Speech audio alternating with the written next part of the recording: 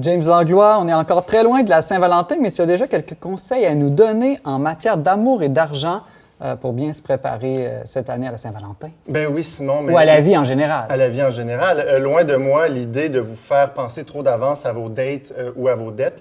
Mais comme les décorations de Noël sont déjà sorties dans les magasins, puis que les maisons commencent à peine à revêtir leurs plus beaux apparats de plastique pour l'Halloween, pourquoi s'en priver de parler de Saint-Valentin déjà?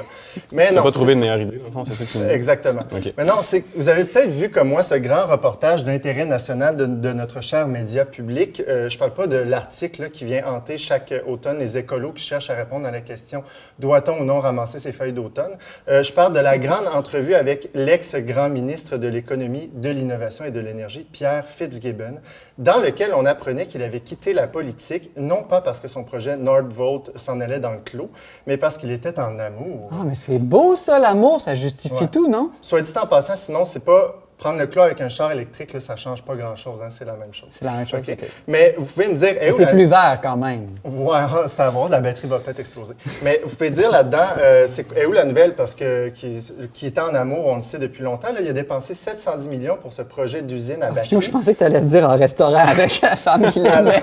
Peut-être, alors que les finances de la compagnie Nordvolt ne vont pas très bien.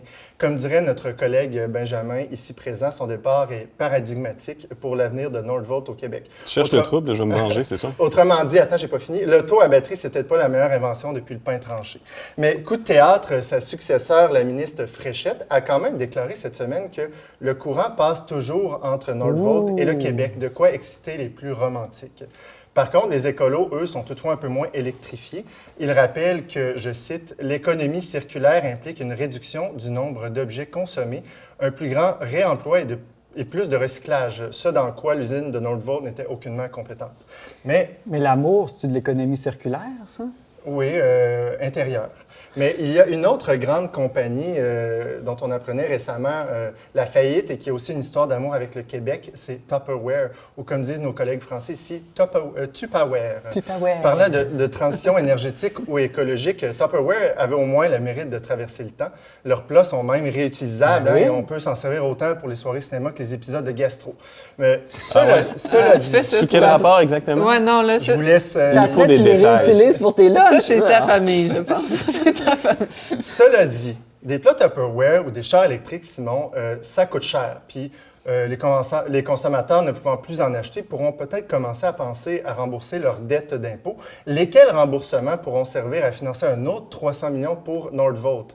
Sinon, on espère que l'amour donnera des ailes à ceux qui veulent une voiture électrique, comme il en donne à Fitz. Je l'appelle communément comme ça.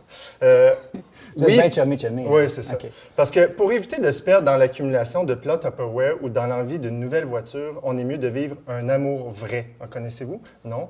Justement, le jubilé de 2025... Tu nous as pas laissé le temps de répondre. Tu me connais trop bien ou trop mal. C'est ça. Le jubilé de 2025 nous propose la date par excellence, celle avec le bon Dieu.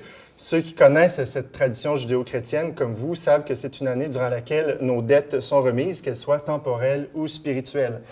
Je dirais qu'en amour comme en affaires, on a besoin de repartir à neuf, de recharger nos batteries d'un pardon sans limite. C'est bon, ça. Mais ça me fait un peu penser à ce que j'ai dit à mon fils en fin de semaine dernière, qui a renversé l'aquarium que sa sœur venait de recevoir en cadeau d'anniversaire.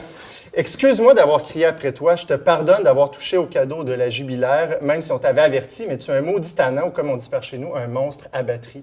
On peut donc, en terminant, souhaiter un bon jubilé à Fitz, à Nordvolt et à Tupperware. Merci beaucoup, James Langlois, journaliste au Magazine Le Verbe. Merci pour tes très bons conseils.